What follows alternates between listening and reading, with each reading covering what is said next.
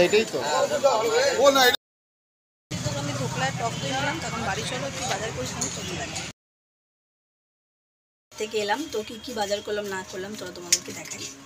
Special বাজার হচ্ছে আজকে কাতলা মাছ, আর এখানে চিকেন, আর নিয়ে আলু, পেঁয়াজ, আদা রসুন, আর একটাই যে ছোট্ট কুমড়ো।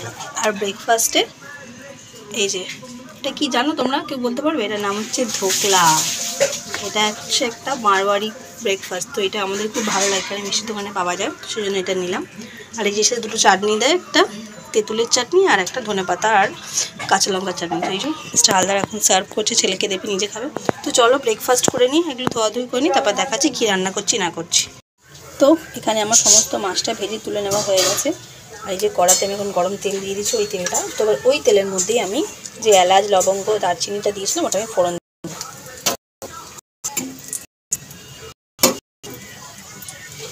তো এবার যে আমি এখানে এই যে পেঁয়াজ, আদা, রসুন আর কাঁচা লঙ্কা যে পেস্টটা করে রেখেছিলাম, তো সেটা আমি এবার তেলের মধ্যে দিয়ে দেবো।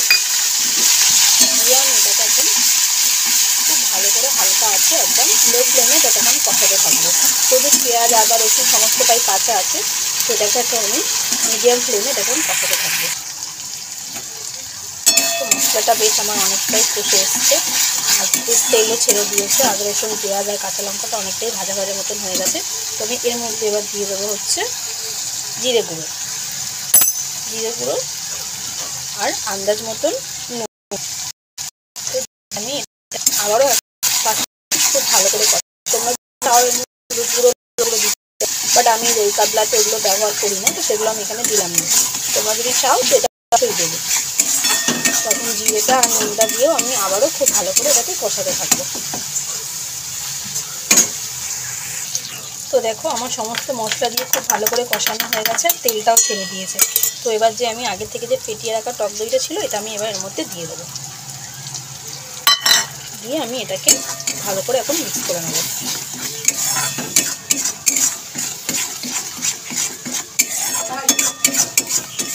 দইটা দেওয়ার পরও আমি 4-5 মিনিট এটাকে এর সঙ্গে মিক্স হতে দেবো। তো দইটা দেওয়ার পরও আমার মশলা থেকে তেলটা ছেড়ে দিয়েছে। তো আমি এবার এখানে আন্দাজ মতন একটু টেস্টটাকে ব্যালেন্স করার জন্য চিনি দিয়ে দেবো। চিনিটা দিয়েও আমি খুব ভালো করে আবার এটাকে কষি। তো মশলাটা দেখো আমার খুব ভালো করে এখানে দইটা দেওয়ার পরে তেল ছেড়ে দিয়েছে। আমি এর মধ্যে এবার যে মিক্সির বাটিটাতে আমি দইটাকে ব্লেন্ড করেছিলাম, তো সেই বাটিটার মধ্যে আমি জল নিয়ে এবার সামান্য পরিমাণ এতে জলটা আমি দিয়ে দেবো। যেহেতু মিক্সির বাটিটাতে আমি দইটা ব্লেন্ড করেছিলাম, তো সেই জন্য সেই বাটিটার মধ্যেই ধুয়ে আমি জলটা দিয়ে দিলাম, এতে দইয়ের যে টেক্সচারটা আছে সেটা থেকে যায়। তো এটাকে আমি এখন হাই ফ্লেমে দিয়ে এটাকে ফোটার অপেক্ষা করব। তো ঝোলটা আমার খুব ভালো করে ফুটে গেছে। তো আমি এবার আগে থেকে যে ভেজে রাখা মাছটা, এবার ওই মাছগুলো আমি এই ঝোলের মধ্যে দিয়ে দেবো। মাছগুলো এক একটা করে আমি সাজিয়ে দিয়ে দেবো এর মধ্যে। 5-7 পিস মতন আছে, সমস্তটা দিয়ে আমি এটাকে আবারও 5 মিনিট ফোটাবো ঝোলের মধ্যে। তো দেখো মাছটা এখানে খুব ভালো করে ঝোলের মধ্যে ফুটে গেছে, আর যেটুখানি পরিমাণ ঝোল আমার সেটুখানি পরিমাণ হয়ে গেছে। তো যাই হোক মাছটা আমার এখানে রেডি, দই কাতলাটা।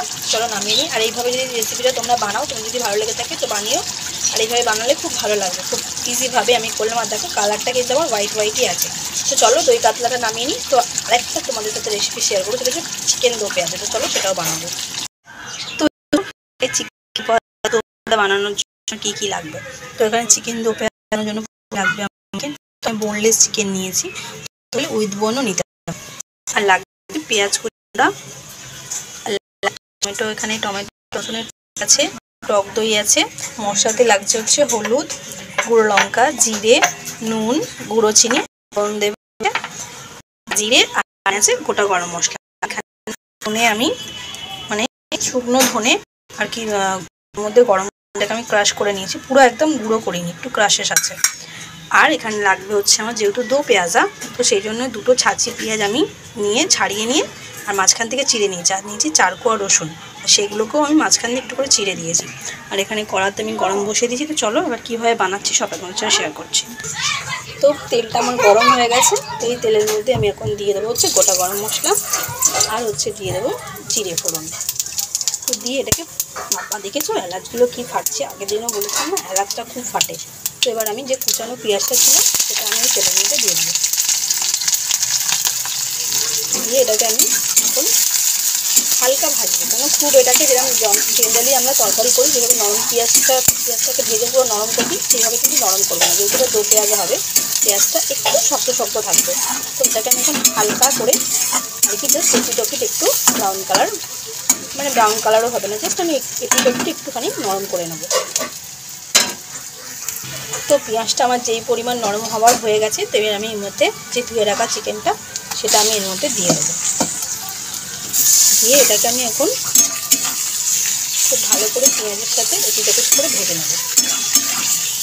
তো এটাকে আমি এখন 4-5 মিনিট এইভাবে ভাজতে দেবো। তো এখানে চিকেনটাকে এখন হাই ফ্লেমে 2-4 মিনিট ভাজতে হবে। আর এদিকে যে আমি আদা রসুনের পেস্টটা করে রেখেছিলাম টমেটো, তার মধ্যে আমি জিরে, লঙ্কা, হলুদ, নুন সমস্ত কিছু দিয়ে দিয়েছি। দিয়ে এটাকে এখন আমি মিক্স করব।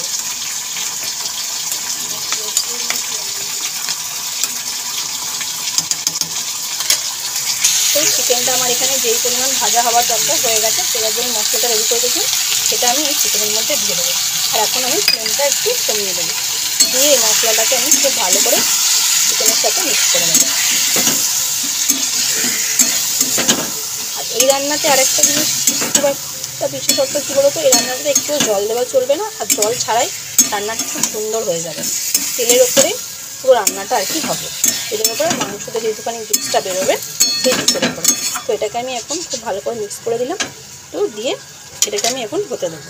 তো এখানে চিকেনের সাথে মশলাটা আমার খুব ভালো করে মিশে গেছে।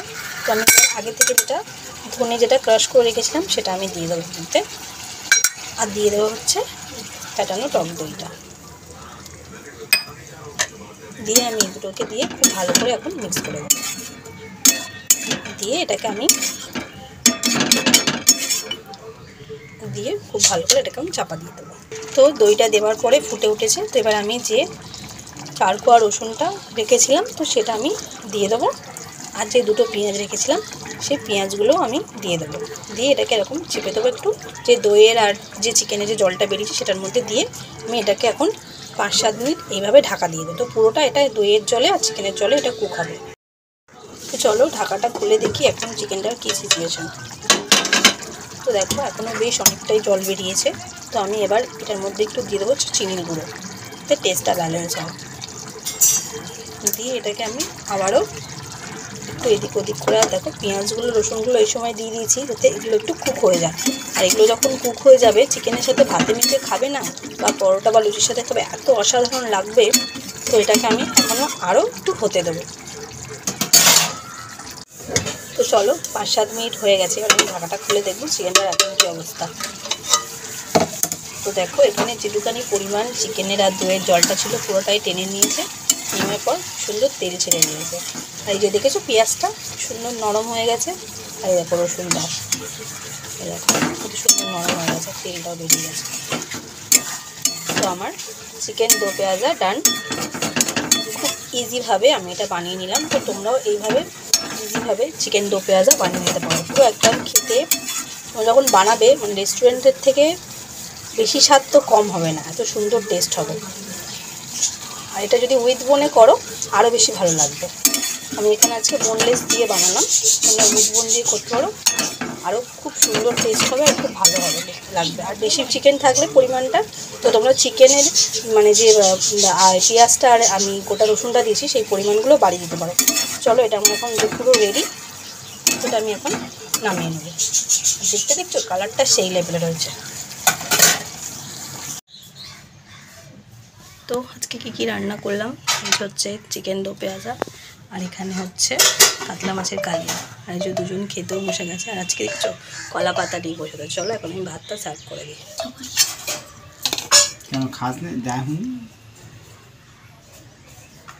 এই এখন কলা পাতার উপরে ভাতটা সার্ভ করে দিচ্ছি। প্রথমে মিস্টার হালদারকে দিয়ে দিচ্ছি ভাতটা। আর কলার উপরে যখন গরম ভাতটা পড়ে না, তার গন্ধটা দেখতেও কত সুন্দর লাগে।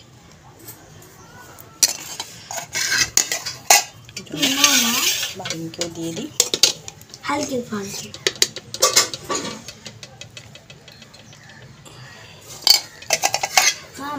তো এবার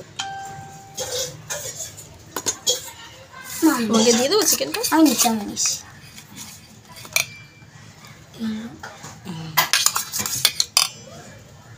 এই পিসটা আমার।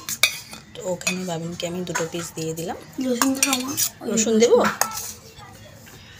না? তো চলো খেতে দিয়ে দিয়েছি, সবাই মিলে খেয়ে নিই, তারপরে দেখা হচ্ছে। এই যে কলাপাতায় গরম ভাত পড়েছে, হাতে গরম। তো আজকে তো রবিবারে দুপুরের মেনু জমজমা। তো চলো খাওয়া দাওয়া করে নিই, দেখা হচ্ছে পরে। আমার মিস্টার হালদার কিছু একটা রান্না করছে। কি রান্না করছো? চাউমিন। টিফিন হবে এটা সন্ধ্যাবেলা? তো মিস্টার হালদার এখন সন্ধ্যাবেলার টিফিনের জন্য চাউমিন বানাচ্ছে। কি দিয়ে? Plain chowmein? হ্যাঁ। তো চলো। পুরো তো তোমরা তো দেখতেই পেলে মিস্টার হালদার চাউমিন বানাচ্ছিলেন। তো চাউমিনটা বানানো হয়ে গেছে, আর বাবু সন্ধ্যে আজকে বাবু দিয়েছে, মায়ের চাও করা হয়ে গেছে। তো চলো সন্ধ্যাবেলা জল খাবার এখন কী খাওয়া হবে সব দেখাচ্ছি তোমাদেরকে। মিস্টার হালদার চাউমিন বানিয়েছিলেন, আর মা এই চা করেছে বিস্কুট দিয়ে খাবার। আমি এখন চাউমিন খাবো না, ওই জন্য মুড়ি দিয়ে ঝুড়ি ভাজা খাবো। তো এই হচ্ছে এখন সন্ধ্যাবেলার জল খাবার। আর টিভিতে এখন মুভি চলছে, বাবা আর ছেলে দুজনেই দেখছে। তো যেহেতু বাইরে একটু ঠান্ডা ঠান্ডা মতন পড়ে গেছে, সেই জন্য বাবা ছেলে দুজনেই বলছে কেউ বেরোবো না। তো সানডে তো আজকে আর আউটিং হলো না, আর 8টা দিয়ে একটা মুভি হবে, নতুন মুভি, তো সেটা দেখার জন্য ওই জন্য আরও বললো বেরোবে না। তো যাই হোক, আজকেকার ভিডিওটা এতটাই, ব্লগটা এখানেই আমি শেষ করছি। সবাই সুস্থ থাকবে, ভালো থাকবে, গুড নাইট, আবার দেখা হবে কালকে, বাই।